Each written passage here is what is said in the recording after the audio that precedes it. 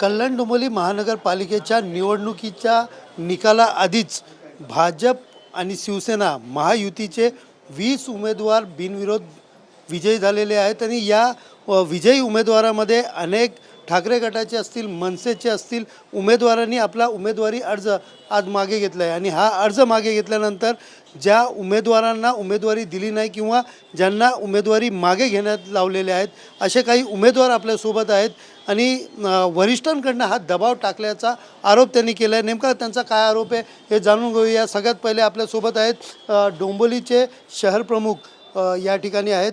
काय सांगाल तुम्ही उमेदवारीसाठी कुठून अर्ज मागितला होता, कुठली जागा मागितली होती, कधी तुम्हाला देण्यात आली का नाही देण्यात आली, का नाही देण्यात आली? सर्वप्रथम मी सांगेन 4.5 वर्ष आम्ही संघर्ष करत आलो आहे। आता निवडणुका जेव्हा जाहीर झाल्या आणि जेव्हा राखीव मतदारसंघ जेव्हा डिक्लेअर झाले त्यावेळेस आम्ही संपर्क प्रमुख आणि जिल्हा प्रमुखांना मी विनंती केली होती की 20 नंबरच्या पॅनलमध्ये मध्ये मागासवर्गीय विभाग पडलेला आहे, तिथं मला उमेदवारी देण्यात यावी आणि मी शहर प्रमुख आहे त्यामुळे माझं पत्तं काटू शकत नाही हे मला तेवढी म्हणजे गॅरंटी होती। परंतु त्यांनी काय केलं आहे, मला ए बी फॉर्म दिला आणि मला पुढे पाठवलं आणि सेकंड ए बी फॉर्म पक्षामध्ये कुठल्याही 2 ए बी फॉर्म देत नाही। मग एक ए बी फॉर्म दिल्यानंतर दुसरा A B form Pramod Kamble आमचे उपशहर प्रमुख आहेत माझे सहकारी, त्याला ए बी फॉर्म दिला आणि त्याला सांगितलं की तू शहर प्रमुखाच्या अगोदर जाऊन फॉर्म भर जेणेकरून तुझा वैध ठरेल आणि जो सेकंड फॉर्म असेल त्याला अपक्ष म्हणून घेणार। आणि तेच झालं। सायंकाळी मला निवडणूक अधिकाऱ्यांचा फोन आला, मला बोलले साहेब तुम्ही शहर प्रमुख जरी असले तरी तुमचा फॉर्म हा सेकंड आहे, तुम्हाला अपक्ष म्हणून निवडणूक लढवावं लागेल। आणि मी गेल्या 4.5 वर्षापासून संघर्ष केला हे सगळं डोंबिवलीकरांना माहीत आहे। अशा परिस्थितीमध्ये मी अपक्ष उमेदवार म्हणून मी कदापि लढू शकत नाही, किंबहुना माझा जीव गेला तरी चालेल, मी शिवसेना उद्धव बाळासाहेब ठाकरे हा पक्ष सोडूच शकत नाही। ही निष्ठाच नाही तर आमचा आत्मविश्वास आहे। कोणी भरलेला, का भरलेला आणि आता त्याची काय परिस्थिती आहे? त्यांनी मागे घेतलं आहे काय? नेमकी त्या ठिकाणी तुम्ही त्या प्रभागामध्ये उभे होते, काय तिकडची परिस्थिती आहे? सध्याची परिस्थिती बघता त्याला कोणीही ओळखत नाही। एक तर तो उपशहर प्रमुख आहे, त्याचं कार्यक्षेत्र नाही आणि मी गेल्या 12 ते 15 वर्षात तिथं मी समाज मंदिर बांधलेत, वडारी समाजाचं मंदिर बांधलं, आणखीन अण्णाभाऊ साठेचं समाज मंदिर बांधलं, विठ्ठल रुक्माईचं मंदिर बांधलं। माझे बरेचसे अगण्य कार्य आहेत तिथं, जेणेकरून मला सगळे त्या परिसरात ओळखतात। कोणी हा उमेदवारी अर्ज त्यांना द्यायला लागलेला? नेमका हा दबाव कोणाचा होता की जेणेकरून आपले शहर प्रमुख येऊ नये? मला असं वाटते ए बी फॉर्मच्या प्रक्रियेमध्ये ज्यांनी ए बी फॉर्म वाटलेत त्या प्रक्रियेमध्ये जिल्हा प्रमुख इन्क्लुडिंग बाकी ते सहकारी मंडळी सर्वच त्याच्यामध्ये इन्व्हॉल्वमेंट आहेत असा माझा म्हणजे त्यांच्यावर आरोप आहे। ताई, तुम्ही देखील उमेदवारी लढत देत आहात, कुठल्या प्रभागाने देत आहात आणि सकाळपासून नेमकं तुम्हाला काय त्रास होतोय वरिष्ठांचा?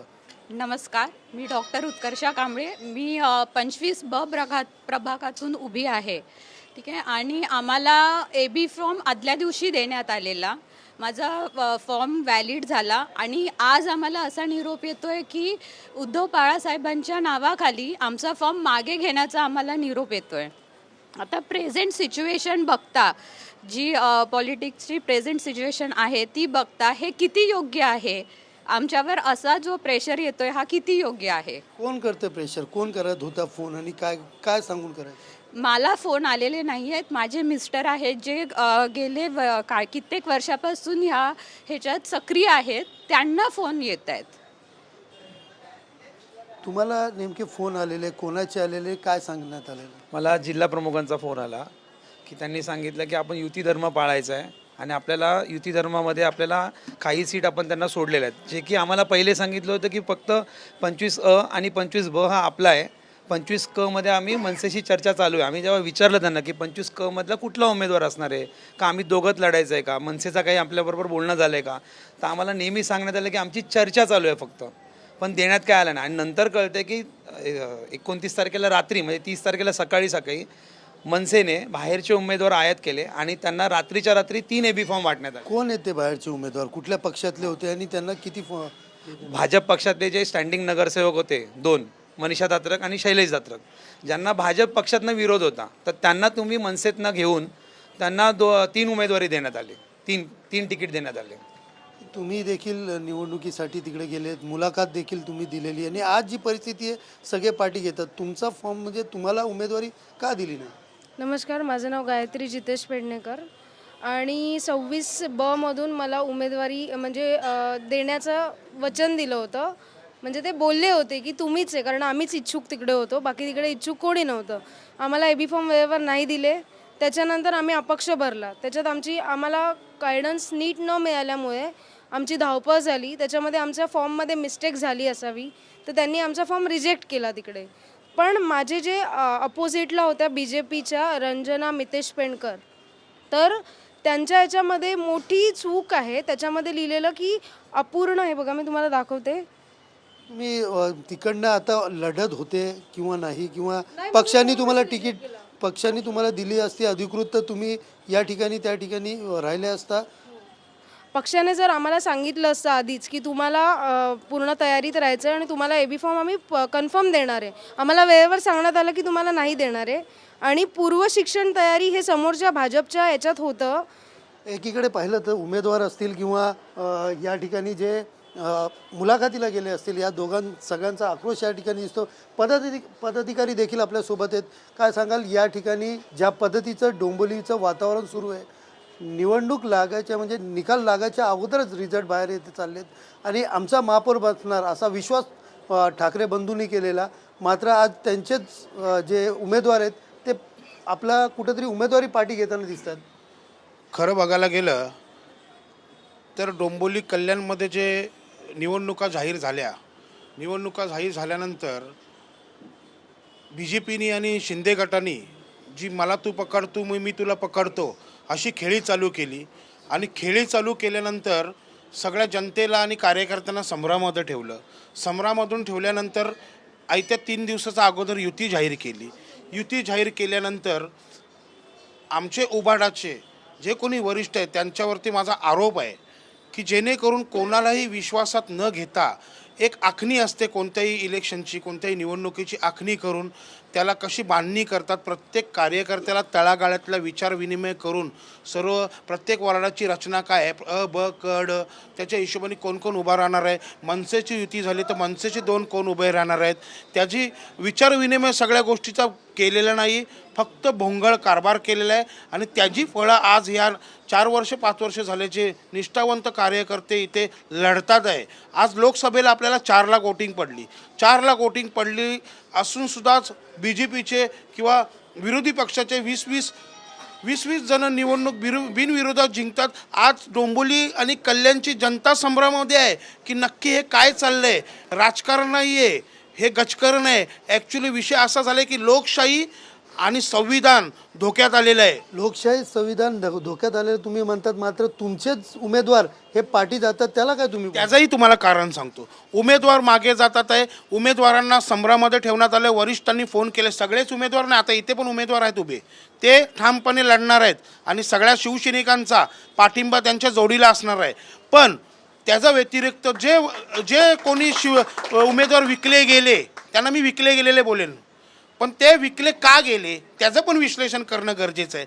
आपल्याच वरिष्ठांनी आपल्याला सांगतात की तुम्हाला फॉर्म वरतून रिटर्न घ्या म्हणून. दुसरी गोष्ट म्हणून समोरच्या ज्या पद्धतीने यांनी सांगितलं की वरिष्ठांनी सांगितलं पाठी घ्या म्हणून, तुम्हाला काय वाटतं की वरिष्ठांची हात मिळवणी इतर पक्षांबरोबर झाली आहे का? काय तुम्हाला या सगळं चित्र बघून वाटतं?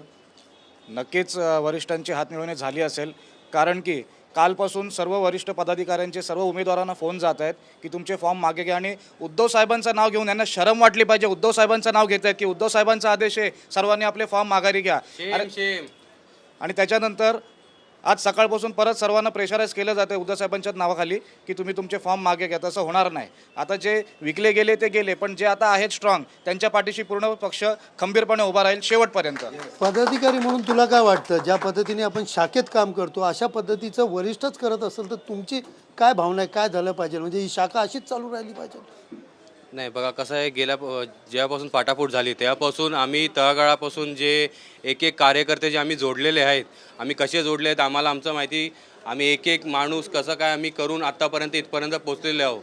गेले 10 वर्षापासून आम्ही या गोष्टीसाठी आम्ही थांबलो होतो की आमचा कुठेतरी शिवसैनिक पदाधिकारी नगरसेवक होईल ही जी इच्छा होती, ही आज कुठेतरी आम्ही भोंगाळ कारभार बघतोय या सगळ्या गोष्टीवर आमची सगळ्यांची इच्छा पूर्ण मेलेली आहे. म्हणजे आम्हाला आता कोणालाच असं वाटत नाही की पुढे राजकारण करावं, म्हणजे सगळ्या पॉलिटिक्समधूनच आमचा इंटरेस्ट गेलेला आहे. म्हणजे आम्हाला असं काहीच वाटत नाही. आमचं असं वाटतं राजीनामा द्यावा आणि सगळ्या गोष्टी निघून जावं.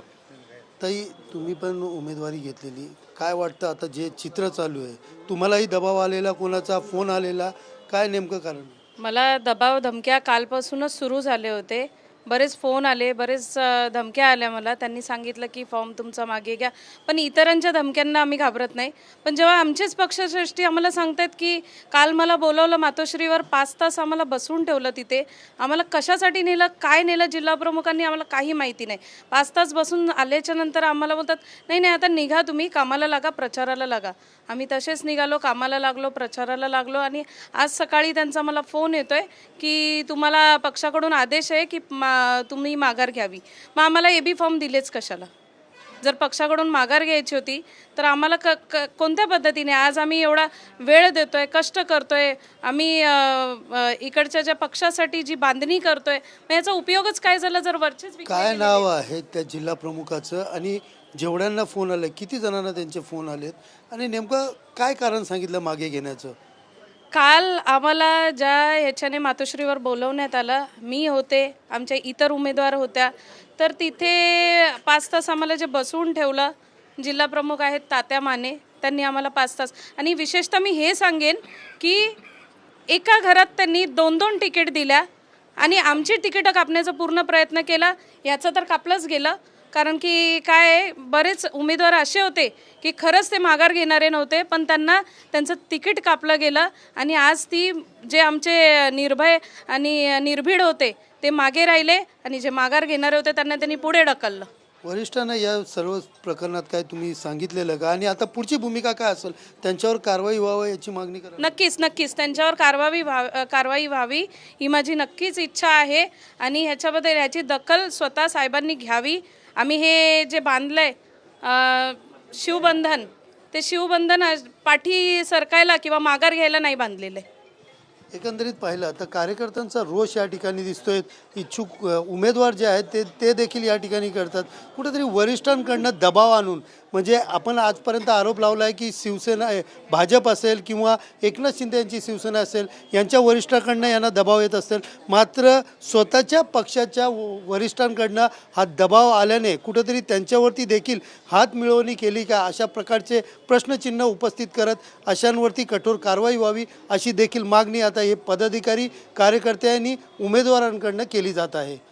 कॅमेरा पर्सन अजयसह सुनील जाधव, TV9 मराठी, डोंबिवली.